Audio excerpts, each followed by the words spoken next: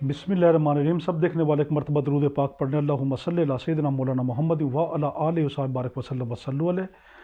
अस्सलाम वालेकुम। एडवोकेट मोहम्मद आसिफ असलम और आप देख रहे हैं एजुकेशनल अकेडमी चैनल। प्रैक्टिस करने वाले यंग लॉयर्स की और जो जुडिशल इम्तहानात देते हैं उनकी फरमाइश पर हमने family, criminal, civil, banking, revenue, taxation, हर तरह के जो लॉज हैं, हर तरह के शोबा जात के हमने प्रैक्टिस से related practical point of view से कि आपका जब लाइसेंस बनता है तो आप कैसे अदालत में अब अपने क्लाइंट को डील करेंगे, केस कैसे लड़ेंगे, बगैर किसी सीनियर की हेल्प के केस खुद कैसे लड़ेंगे। तो ये सिलसिला शुरू किया है। अगर आप इसको देख लेते हैं तो आप इंशाल्लाह चंद माह में वो काबिल वकील बन जाएंगे कि आप खुद कहेंगे कि वाकई मुझे अब किसी सीनियर से पूछने की ज़रूरत नहीं है। अब आप इमेजिन करें, आपके पास आप चेयर पे बैठे हैं, आज आपका पहला दिन है। अब आपके पास क्लाइंट आता कि वकील साहब मेरे साथ फला मसला हो गया, मैंने रिमांड लेना है बंदे का, या मैंने बेल करवानी है, या मैंने तलाक का दावा दायर करना है, या मेरा कोई रेवेन्यू का मामला है। तो आप केस लड़े। अब आपको तो ये भी नहीं पता मैं कौन से कागज़ लगाऊं, फाइल कैसे बनेगी, क्या होगा, कैसे प्रोसीड होगा। तो ये सब एक एक पॉइंट ये इतनी इंसल्ट करवाता है मेरे भाई, इतनी इंसल्ट करवाता है। जब आप प्रैक्टिकल लाइफ में आएंगे, मुंशी तक आपको कहते हैं वकील साहब ये इस तरह नहीं, सर ये इस तरह आप ये करें, या आप गलत कर रहे हैं।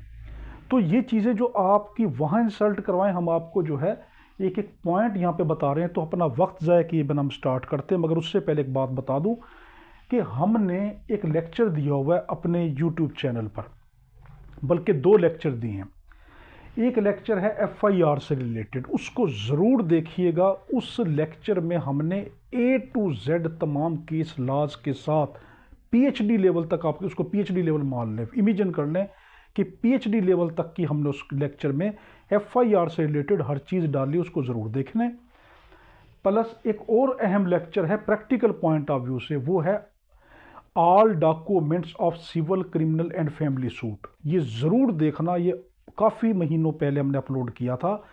उसके बगैर आपका गुजारा नहीं है। आपको ये भी नहीं पता होगा कि फ़ाइल मैं कैसे तैयार करूं। आपके पास आपका क्लाइंट आया और ये कहा कि वकील साहब मैंने तनसीख दायर करनी है, आप वो दायर करें। अब आपको ये भी नहीं पता कि तनसीख के जो हमारा जो है खुला के अंदर कौन कौन से डॉक्यूमेंट लगेंगे, कौन कौन से डॉक्यूमेंट उसमें किस तरह पुर करने होते हैं, कैसे फिर उसको फिल किया जाता है, सब उसमें बताया गया है। आपके पास क्लाइंट आता मुझे बेल दिलवाएं, अब आपको ये भी नहीं पता कि बेल के लिए मुझे कौन से डॉक्यूमेंट चाहिए, उनको फिल कैसे करना है, सब चीज़ें मेरे भाई उसमें बताई हैं। अब वक्त ज़ाया किए बिना अपना स्टार्ट करते हैं। आज आपका क्रिमिनल मुकदमे में पहला दिन है, पिछला लेक्चर था सिविल मुकदमे में पहला दिन। हम ये जो आपको बता रहे हैं ये ओवरव्यू दे रहे हैं, सिर्फ ओवरव्यू कि A to Z ये बता रहे हैं कि हाँ इन 1 से लेके 22 पॉइंट तक के मराहिल से एक क्रिमिनल मुकदमा गुजर के जाता है। इनकी डिटेल जो है हर एक की अलग आएगी। जैसे रिमांड है कि जिस्मानी रिमांड कैसे हासिल किया जाता है, उसका पूरा अलग लेक्चर बनेगा। डिस्चार्ज पुलिस कैसे करती है, उस बंदे को कैसे छोड़ देती है जब गिरफ्तार होता है, कि अपनी पावर इस्तेमाल करके छोड़ती है, वो उस पर अलग लेक्चर। फिर अगर डिस्चार्ज नहीं करती तो उसको गिल्टी करार देती है 170 के तहत, वो कैसे। हर एक फील्ड में, क्रिमिनल पे, सिविल पे, रेवेन्यू, बैंकिंग, सब पे अलग अलग आपको एक एक चीज़ बच्चों की तरह पढ़ाई जाएगी, ताकि आपको कभी किसी से सीखने की कभी आपको ज़रूरत ना पड़े। और आप चंद महीनों के अंदर इंशाअल्लाह ताला इस फील्ड के ऐसे माहिर हो जाएंगे कि आपको किसी सीनियर से पूछने की ज़रूरत नहीं होगी। तो अब हम अपना स्टार्ट करते हैं कि FIR क्या होती है, जिसको आम जुबान में पर्चा कट जाना कहते हैं, कि पर्चा इसके खिलाफ हो चुका है। वो क्या होती है? FIR फर्स्ट इंफॉर्मेशन रिपोर्ट है। तो ये कोई भी इंफॉर्मेंट दे सकता है, इसके लिए ज़रूरी नहीं है कि विक्टिम खुद जाए या उसका कोई रिलेटिव जाए। कोई भी पर्सन ऐसा हो कि जो किसी कॉग्निजेबल ऑफेंस के मुताल्लिक कोई भी इंफॉर्मेशन रखता हो, तो वो पुलिस के पास जाएगा और पुलिस जो है वो FIR 154 CRPC के तहत जो है वो उसको लॉन्च करेगी। अब इसमें एक बड़ा अहम केस ला, ये केस ला आपको इतना कीमती होंगे, अभी आपको इसकी अहमियत का नहीं पता, क्योंकि आप थ्योरी पढ़ कर आए हैं। जब आप प्रैक्टिस में जाएंगे ना, आप एक एक केस ला ढूंढेंगे, यार मुझे कोई केस ला ऐसा दे दो कि जिसके मुताबिक मैं बेसिक लॉ के साथ ये केस लॉ लगा दूं, ताकि मेरा केस और मजबूत हो जाए। तो ये केस हम आपको डिटेल में पढ़ाएंगे। जब रिमांड पर जाएंगे तो सैकड़ों केस आपको बताएंगे, जब डिस्चार्ज पर जाएंगे तो और केस लगाएंगे। यहाँ पे हमने ओवरव्यू में थोड़े से केस ला साथ लिखे ताकि आपको अंदाज़ा हो जाए। तो केस ला है PLJ 2003, पेज नंबर है 1168 लाहौर। इसके अंदर ये कहा गया कि FIR बुनियादी चीज़ है, इसके बगैर क्रिमिनल केस का कोई वजूद नहीं है। अगर FIR नहीं है तो आप मुलजिम नहीं हैं, FIR अगर है तो आप अब मुलजिम हैं। मुलजिम हैं आप, अभी क्रिमिनल नहीं है, अभी आप अक्यूज्ड हैं, आप पे सिर्फ इल्ज़ाम लगा है। जैसे ही FIR कटती है तो पुलिस 154(7) CRPC के तहत FIR कटती है, FIR रजिस्टर्ड होती है और 156 CRP के तहत पुलिस को पावर मिल जाती है। अब वो अपनी तफ्तीश शुरू कर देती है, गिरफ्तारी डालना शुरू करती है, बंदों को अरेस्ट करती है, शामिल तफ्तीश करती है। अब वो अपने पास उस बंदे को लेकर आएगी, अब अपने पास रखेगी। तो आपके को ये पता होना चाहिए कि मेरा क्लाइंट अगर गिरफ्तार हो चुका है तो पुलिस उसको सिर्फ और सिर्फ 24 घंटे अपने पास रख सकती है। अगर उसने थोड़ी सी भी ज़्यादा कोई वो की, पुलिस करती ही ऐसे है कि गिरफ्तारी नहीं डालती, बंदे को अपने पास रख लेती है और उसको डॉक्यूमेंट में वो गिरफ्तार नहीं है, मगर वो बेचारा जिस्मानी तौर पर हवालात में उसको मारते पीटते हैं। तो आप अपने क्लाइंट का कैसे तहफ़्फ़ुज़ करेंगे? अगर आपके क्लाइंट को 24 घंटे हो चुके हैं, आप फ़ौरन ही क्या कहेंगे कि मेरे क्लाइंट की गिरफ्तारी डालो? नहीं, तो बैलेफ जो होता है वो अदालत की तरफ से जारी करवाएं और पूरे के पूरे थाने के खिलाफ जो है वो केस दायर होगा कि इसको कैसे रखा। तो जैसे ही पुलिस गिरफ्तार करती है तो उसके पास सिर्फ 24 घंटे की ताकत है कि वो अपने पास क्लाइंट को रखेगी। अब 24 घंटे के बाद उसको हर हालत में उसको मजिस्ट्रेट के पास पेश करना होगा। ये 24 घंटे की सिर्फ पावर है पुलिस की कि अगर आपसे पेपर में जुडिशियल पेपर में पूछ ले कितनी पावर होती है, आपकी 24 घंटे की ताकत है कि 24 घंटे तक बगैर मजिस्ट्रेट को बताए अपने पास रख सकती है। अब जैसे ही वो उसका रिमांड लेने जाएगी, वो 167 CRPC के तहत उसका रिमांड लेती है कि जज साहब मजिस्ट्रेट साहब के पास पेश करती है कि इस बंदे के पास हमें बहुत से ऐसे पक्की उम्मीद है कि इसके पास शवाहिद हैं, ये मामले में मुलव्वस है, अगर आप इसको हमारे हवाले कर दें, इसका रिमांड दे दें तो हम इसको जो है इससे तफ्तीश आगे जारी कर सकते हैं। तो जज साहब 14 दिन का आगे रिमांड देगा, मगर आपकी किताबों में 15 दिन का रिमांड है। तो फिर ये क्या चक्कर है? अब याद करें, वो जो 24 घंटे पुलिस ने अपने पास मुलजिम को रखा था, जज साहब को बगैर बताए, मजिस्ट्रेट साहब को बगैर बताए, वो 1 दिन और आगे 14 दिन मजीद देगा, तो 15 दिन का रिमांड होगा। जज साहब कभी भी जो है, मजिस्ट्रेट साहब कभी भी रिमांड इकट्ठा 14 दिन का नहीं देते, वो 2-2, 3-3 दिन का देते हैं। और अगर रिमांड में प्रोग्रेस ना हो तो वो आगे रिमांड नहीं देंगे। अब पुलिस के पास एक पावर आती है, वो रिमांड लेके चली गई। अब उसने ये देखा कि बंदा क्या मुलजिम है या नहीं। अगर कानूनी तरीके से वो चलें, वो बंदा मुलजिम नहीं है, तो अपनी पावर 169 CRPC के तहत उस बंदे को डिस्चार्ज कर सकती है। आप अपने क्लाइंट के पीछे जाएं, पुलिस जैसे इन्वेस्टिगेशन करे, अगर वो उसमें नहीं पाया गया तो आप पुलिस से कहें, देखो अपने क्लाइंट की प्रैक्टिस कर रहे हैं अब पुलिस से कहें 169 CRPC की पावर इस्तेमाल करो और मेरे क्लाइंट को डिस्चार्ज कर दें।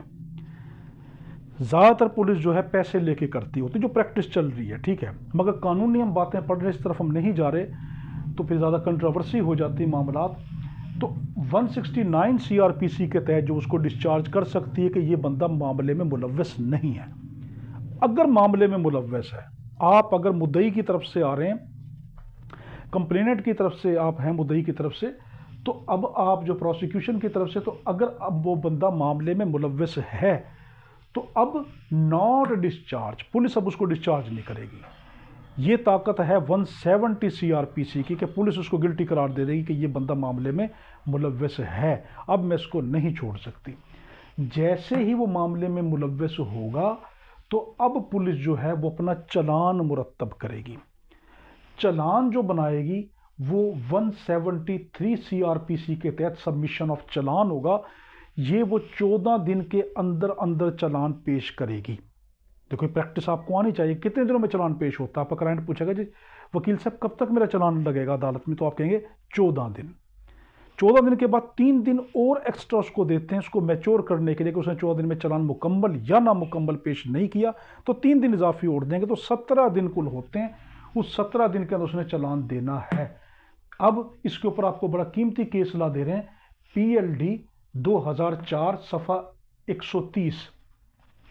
ये आप पेश करें कि आपने चालान जो है 14 दिन के अंदर अंदर पेश करना है। सबमिशन ऑफ चालान ये हर हालत में पेश होगा, चाहे वो उसको डिस्चार्ज करे या चाहे उसका जो है उसको गिल्टी करार दे। ठीक है, यानी सिंपल वर्ड में पुलिस ने 14 दिन में चालान पेश करना। ये केस ला बड़े कीमती, इसको नोट करते जाएं, अपनी एक डायरी बना लें, एक रजिस्टर बना लें, क्रिमिनल का अलग, सिविल का अलग, फैमिली का अलग, रेवेन्यू का अलग, तो हर केस ला जो है वो अलग नोट करते चले जाएं।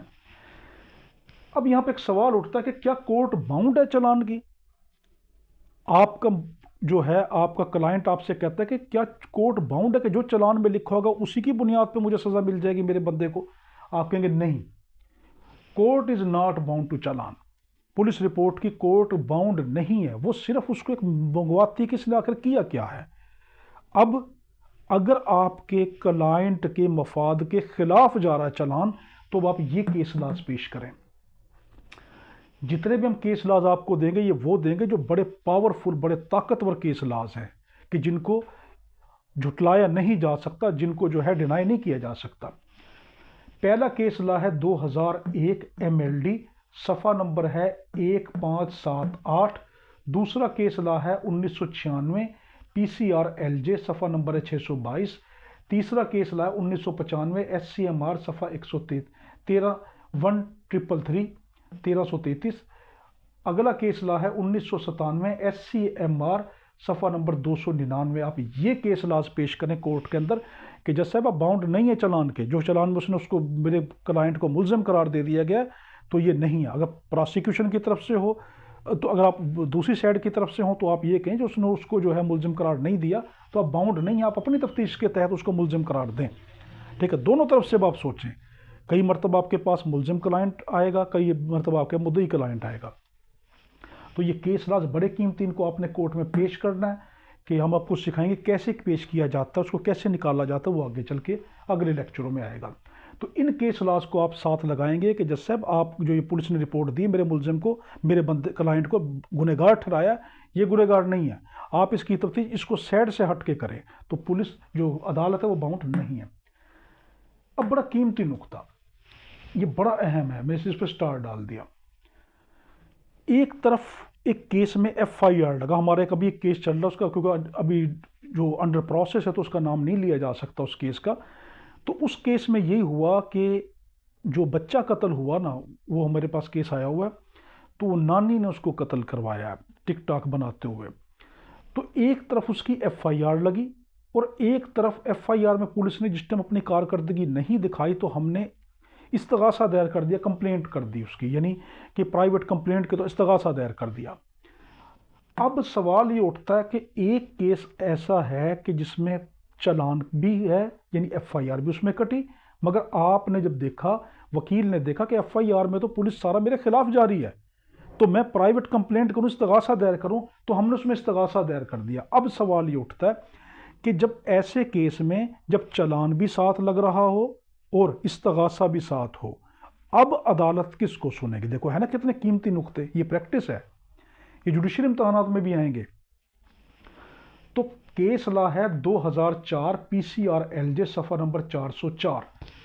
इसके तहत आप जज साहब को कहेंगे कि अव्वल तो जज साहब को पता ही होता है, मगर क्योंकि जज साहब न्यूट्रल होते हैं, जो उनको कहा जाएगा उन्होंने उसकी बुनियाद पे करना है।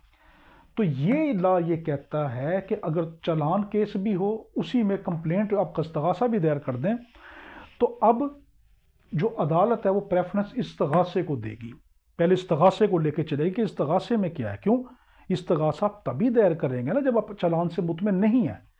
हमारे टिकटॉक केस के अंदर हम चालान से मुतमिन नहीं थे, उन्होंने नानी को बेगुनाह करार दे दिया, जबकि CDR की सारी रिपोर्ट जो है, उसके मोबाइल के डाटा, लोकेशन, ये वो सारी ये कहती थी कि नानी ने कत्ल में मुलव्वस अपने नवासे को करवाया। तो हमने फिर कंप्लेंट की, इस्तगासा दायर किया, अब FIR रुक गई, चालान रुक गया, अब हमारा इस्तगासा आगे चल रहा है। आगे है कि कंप्लेंट, जो इस्तगासा दायर होता है ये किसके तहत होता है? याद रखना, इस्तगासा कभी भी 173 CRPC नहीं है, चालान नहीं है। जुडिशल इम्तहान वाले भी सुन लें और प्रैक्टिस वाले लायर भी सुन लें कि कभी भी 173 जो है वो कंप्लेंट यानी इस्तगासा नहीं है, वो चालान है। इस्तगासा 200 CRPC के तहत होता है। अब इस 200 CRPC के तहत इस्तगासा दायर होगा, इंक्वायरी जज साहब करेंगे 202 CRPC के तहत कि क्या ये बनता भी है या नहीं, मुतमिन होंगे अपने आप को। हम इस पर अलग डिटेल लेक्चर आगे आएंगे। अगर वो गिल्टी करार हो गया बंदा तो जज साहब अब क्या करेंगे, 204 CRPC के तहत इश्यू ऑफ प्रोसेस कर देंगे कि यानी अब जज साहब उस बंदे को तलब करेंगे कि आओ मेरे पास, मुझे पता चला है कि तुम इसमें गिल्टी हो। देखो इस्तगासा 200 CRPC के तहत हुआ, 202 CRPC के तहत जज साहब ने उसकी इंक्वायरी की कि वाकई बनता भी या नहीं बनता। अगर बनता है तो जज साहब 204 CRPC के तहत इस्तगासे का प्रोसेस आगे करेंगे, उसको तलब कर लेंगे। आप अपने जहन में याद रखना, जज साहब किसी भी केस की कॉग्निजेंस, मजिस्ट्रेट किसी भी, जब मैं जो जज कह रहा हूं तो मैं मजिस्ट्रेट कह रहा हूं, क्योंकि स्टार्ट में कत्ल भी हो तो वो भी मजिस्ट्रेट के पास लगता है। रिमांड की ताकत भी सिर्फ मजिस्ट्रेट को है, किसी को नहीं है।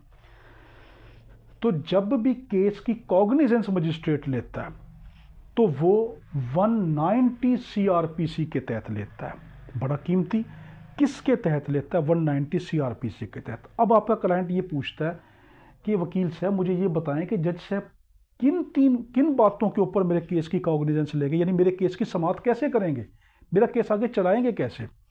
तो जज साहब किसी भी केस की कॉग्निजेंस 190 CRPC के तहत किस पे लेता है? इन 3 पॉइंटों पर। पहला, चालान यानी FIR के मजिस्ट्रेट साहब के पास FIR आए तो वो केस को अपने पास तलब करवा लेगा। यानी मैं ये कहना चाहता हूँ कि मजिस्ट्रेट साहब केस को तलब कैसे करवाते हैं कि आओ मेरे पास केस अब अदालत में शुरू करते हैं। यानी वो तलबी जो है वो चालान की बुनियाद के ऊपर कि अगर FIR है तो जज साहब मजिस्ट्रेट जो कॉग्निजेंस केस की ले लेंगे, उसको अपनी अदालत में समाअत के लिए शुरू कर देंगे, यानी उसको आगे प्रोसीड शुरू कर देंगे। अगर वो ट्राइएबल बाय मजिस्ट्रेट होगा तो अपने पास रख लेंगे, अगर नहीं होगा तो सेशन को रेफर कर देंगे। या FIR नहीं है तो कंप्लेंट, वही इस्तगासा जो मैंने अभी बताया था कि हमने नानी के खिलाफ किया हुआ है, तो ये तो कंप्लेंट दायर करें तब भी जज साहब उस केस की समाअत शुरू कर देते हैं।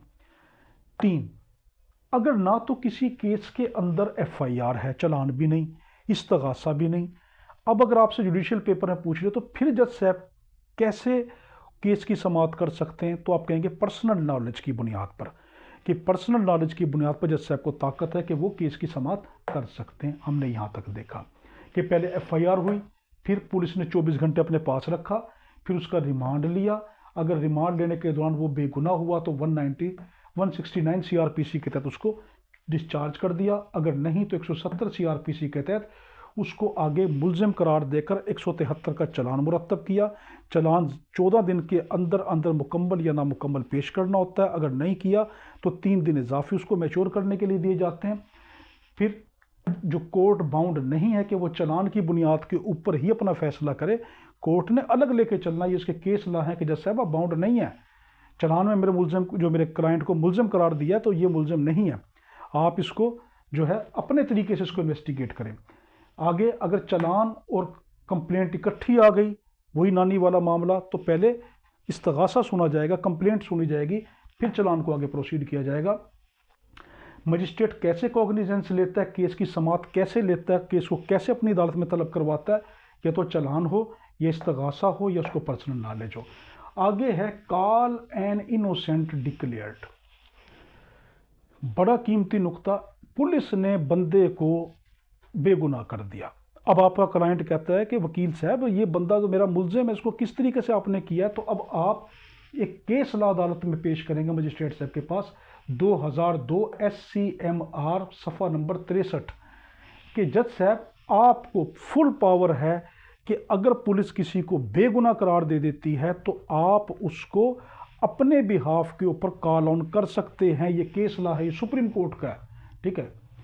तो ये सुप्रीम कोर्ट का केस लॉ है। तो आप ये पेश करें कि पुलिस ने उसको बेगुनाह किया, आप उसको बेगुनाह होते हुए भी अपनी अदालत में तलब करें, पहले देखें कि क्या वो है भी या नहीं। तो ये बड़ा कीमती केस लॉ, आप देखें आगे ना समझ कि ये केस लॉ कैसे प्रैक्टिस में आपके काम आएंगे।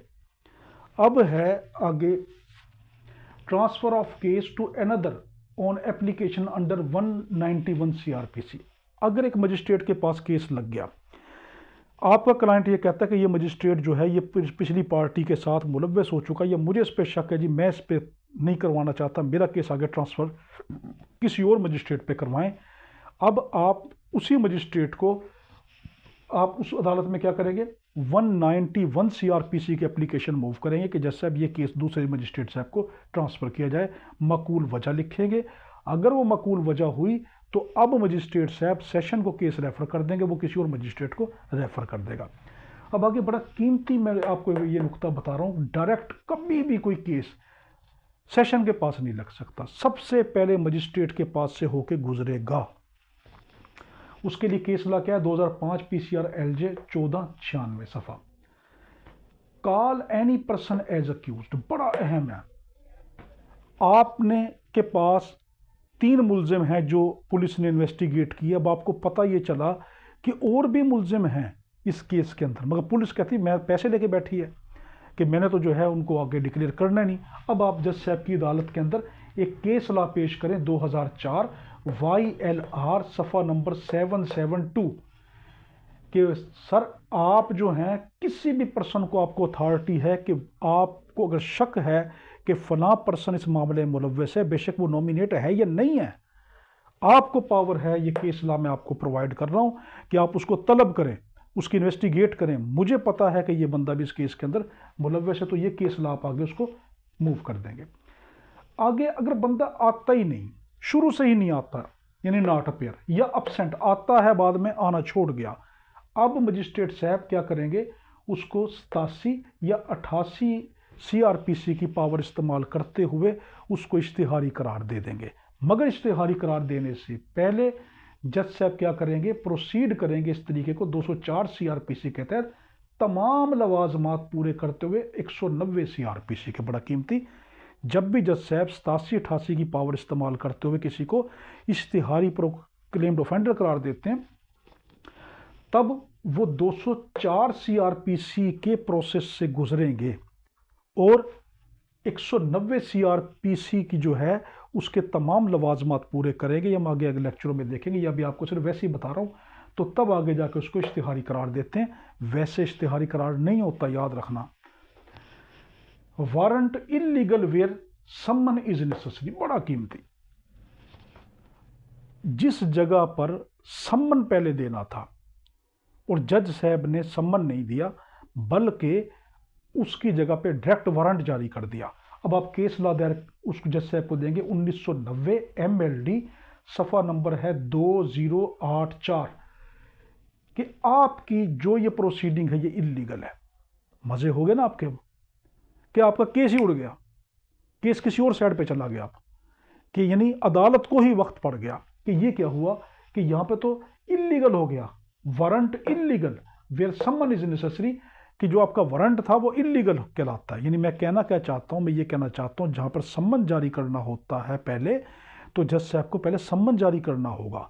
अगर वो सम्मन को जारी नहीं करते और वो डायरेक्ट वारंट जारी कर देते हैं, और वहाँ पे उसको सम्मन जारी करना चाहिए था पहले, और ऐसा नहीं करते, तो इस केस लॉ के तहत जो मैंने अभी आपको बताया वो उनका वारंट इलीगल हो जाएगा, उसकी गिरफ्तारी वारंट या कोई भी वारंट उसका इलीगल हो जाएगा, वो कानूनी नहीं होगा।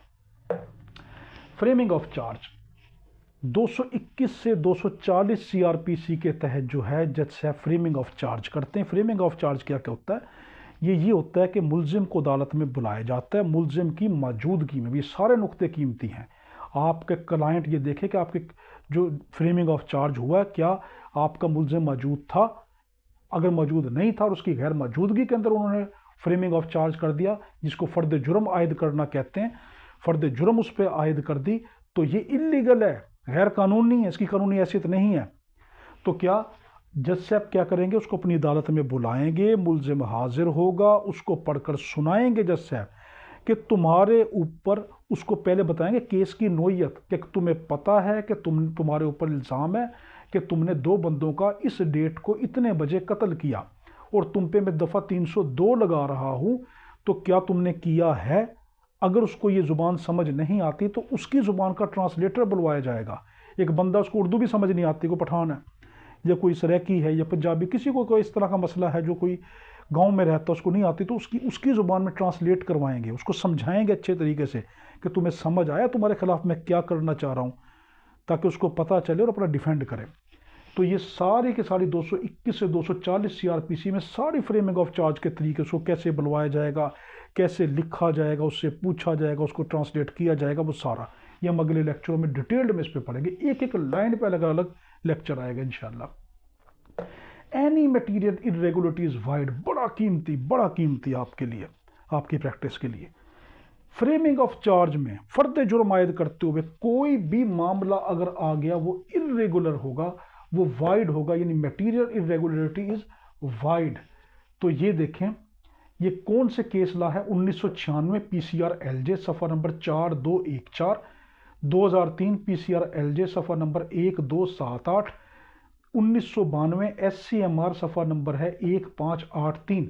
ये केस ला आप अदालत में पेश करें कि जो आपने फ्रेमिंग ऑफ चार्ज किया है इसमें ये मटीरियल इरेगुलरिटी है, तो आपका केस में कई मरतबा मुलजिम बरी हो जाता है। ये हम आगे देख रहे हैं कि अगर मटेरियल इरेगुलरिटी ऐसी है कि वो आपके क्लाइंट के इंसाफ के तकाज़ों को पूरी नहीं कर रही, तो अब आपका जो मुलजिम है या तो एक्विटल हो जाएगा, ये स्टार्ट प्रोसीडिंग होगी, दोबारा से आपको फर्द जुर्म आयद करवानी पड़ेगी, यानी प्रोसीड दोबारा करना पड़ेगा उस केस को। कितना कीमती कि अगर फ्रेमिंग ऑफ चार्ज में कोई ऐसा नुक्ता हो जो कानूनी हो, जो जज साहब ने इस्तेमाल ना किया हो और उससे इंसाफ के तकाज़ों पर बड़ा गहरा असर पड़ता है, तो आपका मुलजिम बरी भी हो सकता है, या अगर बरी नहीं हुआ तो कम अज़ कम प्रोसीड दोबारा हो जाएगा। अब वो कौन कौन से नुक्ते हैं जिनके ऊपर आपके मुलजिम को बरी किया जा सकता है कि no section of offence but sentenced, कि फ़र्द जुर्म वो आयद नहीं थी मगर उस फ़र्द जुर्म के ऊपर उस जज साहब ने सज़ा सुना दी। जैसे 376 नहीं थी, ठीक है, रेप की सेक्शन थी नहीं, लगाई नहीं फ़र्द जुर्म में, मगर उसको सज़ा दे दी रेप की। आपने सिस्टम चार्जशीट उठाकर देखी, ये क्या फ्रेमिंग ऑफ चार्ज में तो 376 है ही नहीं, अब ये इन्होंने किस तरीके से दी है। तो अगर इस तरह कर दिया तो आप उस मुलजिम को बरी करवा देंगे या केस की दोबारा प्रोसीड शुरू करवा देंगे। तो केस ला क्या है, 1987 PCR LJ सफ़ा नंबर 755 और 1981 PCR LJ सफ़ा नंबर 844, ये 2 केस ला पेश करेंगे कि मेरे क्लाइंट के ऊपर जो सज़ा उसको दी गई है उस सज़ा को तो जिक्र फ्रेमिंग ऑफ चार्ज में फ़र्द जुर्म में है ही नहीं, तो आपने कैसे उसको जो है सज़ा दी है। तो ये मटीरियल इरेगुलरिटी और बड़ी एक बहुत ही बड़ा एक किस्म का, एक मैं क्या उसके लिए लफ्ज़ इस्तेमाल करूं, बस ये कहें कि एक बहुत बड़ी एक जो है ना, बहुत बड़ी भूल है, भूल भी नहीं, बहुत बड़ी एक किस्म की जो है ना मामला है। अगला है कि no fully informed about offence, मुलजिम को इन्फॉर्म ही नहीं किया गया आपको मैं किस जुर्म के अंदर आपको केस के अंदर कर रही हूँ। फर्द जुर्म के तहत मुलजिम को नहीं बताया गया कि मैं आपको चोरी के जुर्म में एक सज़ा, ये केस आगे लेके चल रहा हूँ, या कत्ल में या रेप में या डकैती में, किस में, यानी उसको फुल इन्फॉर्म नहीं किया गया, उसको पता ही नहीं मैं किस जुर्म में हूँ। अगर ऐसा उसको किया गया, उसको पता ही नहीं बताया गया किस चीज़ का, और फिर केस को आगे प्रोसीड करके उसको सज़ा दी गई, तो आप कौन सा केस ला पेश करेंगे, 1994 MLD सफ़ा नंबर 1493 कि मेरा क्लाइंट जो है इसको आपने इन्फॉर्म नहीं किया था, ये बिल्कुल बेगुनाह है। आगे है not appeared before court at framing of charge, मैंने कहा था ना उसको हर हालत में जिस टाइम फ़र्द जुर्म आयद होती है तो मुलजिम को अदालत के सामने खड़ा होना पड़ता है, जैसे अब उसकी मौजूदगी में फ़र्द जुर्म आयद करते हैं। अगर वो नहीं करेंगे तो वो मुलजिम बरी आप करवा सकते हैं या उसकी प्रोसीडिंग स्टार्ट करवा सकते हैं। उसके लिए केस ला क्या है, PLJ 1996 क्रिमिनल, ये लाहौर का है, सफ़ा नंबर है 812। 19वां पॉइंट, एविडेंस बोथ पार्टी। अब क्या हुआ, उसका रिमांड भी के FIR हो गई, रिमांड हो गया, वो अदालत में पेश हो गया, चलान लग गया, उसके एविडेंस अब है, दोनों पार्टियों के एविडेंस होंगे। तुम अपनी शहादत पेश करो, प्रोसिक्यूशन यानी मुद्दई अपनी शहादत पेश करेगा, मुलजिम अपनी शहादत पेश करेगा। अब इसके बाद मुलजिम जब दोनों की शहादतें मुकम्मल हो जाएंगी, दोनों के एविडेंस मुकम्मल हो जाएंगे, अब कानून मुलजिम को एक मौका देगा कि वो 342 की एक पावर इस्तेमाल करेगा मुलजिम को, कि आपको जो अब आपके खिलाफ ये मामला हुआ है, आपके दोनों वकीलों ने मिलकर ये केस को आगे लेके चला, अब आप इनके किसी नुक्ते को आगे झुटलाना चाहते हैं या इसके खिलाफ कुछ सबूत देना चाहते हैं। मिसाल के तौर पे ये कहा गया कि इसने 9:45 पर इसने 10 तारीख को एक बंदे का कत्ल किया, मर्डर किया, और वो मुलजिम को जब इस शहादतों में पता चलता है, बहस में पता चलता है, वो कहता है मैं तो इस तारीख को यहाँ पे था ही नहीं, मैं तो इस तारीख को लाहौर में था, उसके पास उसकी टिकटें हैं या उसकी रिजर्वेशन है होटल में, तो अब उसको मौका क्या दिया जाएगा कि वो 342 के तहत अपना तोड़ ढूंढे। आखिरी जब बहसें हो जाती हैं दोनों पार्टियों की तरफ से, दोनों वकीलों की तरफ से जब बहस हो जाएगी, अब मुलजिम को पता चलता है कि ये वाला नुक्ता तो जो है ये मेरे खिलाफ का आ गया, तो मैं तो था ही नहीं, मैं तो बिल्कुल बेगुनाह उस मामले में। इस नुक्ते का जो तोड़ वो देता है वो 342 के तहत देता है, और उसके लिए आप केस ला दायर करेंगे 2006 PCR LJ सफ़ा नंबर 182 के मेरे मुलजिम को मौका दिया जाए 342 का कि ये अपना तोड़ दे उसको। Judgment in open court with sign and return. जब जज साहब अब अपना फैसला सुनाएंगे, 342 की अब आ जाएगी, अब जज साहब अपना फैसला सुनाएंगे, ये फैसला जज साहब को ओपन कोर्ट में होना चाहिए, रिटर्न होना चाहिए, साइन होना चाहिए, और इसके लिए क्या एक भी नुक्ता हो गया तो वो जो उसकी जजमेंट होगी वो इलीगल हो जाएगी। ये कौन बताता है? फैसला हमारे पास 1997 SCMR सफ़ा नंबर 209, PL अगला केसला है PLD 1970 लाहौर 294, फिर केसला है PLD 1982 कराची का सफ़ा नंबर 250। अब ये कि जज साहब ने अपनी फैसला सुना दिया, आपका मुलजिम जो है वो सज़ा हो गई। अब जज साहब कहते नहीं जी मैं तो सज़ा को चेंज करना चाहता हूँ, कहेंगे नहीं नहीं नहीं नहीं जज साहब अब आपसे सज़ा चेंज नहीं करेंगे, किसी भी तरह की जजमेंट में फैसले में अमेंडमेंट आप नहीं कर सकते। ये केस लाज में आपको बता रहा हूँ कि अगर जज साहब इस तरह करें कि मैं तो उसको मैंने फैसला दिया था मैं इसको चेंज करना चाहता हूँ, नहीं, क्लैरिकल मिस्टेक सिर्फ आप दूर कर सकते हैं, अपने किए फैसले को अब आगे तब्दील नहीं कर सकते। वो केस ला क्या है? ILR 1984 कलकत्ता इंडिया का है ये केस ला, सफ़ा नंबर है 407, PLD पाकिस्तान का है, 2003 कराची सफ़ा नंबर 260 और 2003 PCR LJ सफ़ा नंबर 1847। तो हमने आज क्या देखा कि जब भी कोई क्लाइंट होता है वो इन मराहिल से गुजरता है, और इन मराहिल के तहत गुजर कर आखिर में केस जो है वो फैसला होता है, और फैसला जो है वो अमेंड नहीं होता। इसको दोबारा रिपीट करके देखें, इन सब पे डिटेल्ड लेक्चर आएंगे कि एक पॉइंट के ऊपर केस लाज के साथ मुलजिम के केस ला भी, कि अगर हम मुलजिम का केस लड़ रहे हैं तो मैं मुलजिम के आपको केस ला देंगे हम, अगर आप मुद्दई का केस लड़ रहे हैं तो मुद्दई के केस लाज देंगे, दोनों तरफ के देंगे इंशाअल्लाह। हमारे में दुआ करना, अल्लाहुम्मा सल्ली अला सय्यिदिना मौलाना मुहम्मद व अला आलिहि व सल्लम। अल्लाह हाफिज़।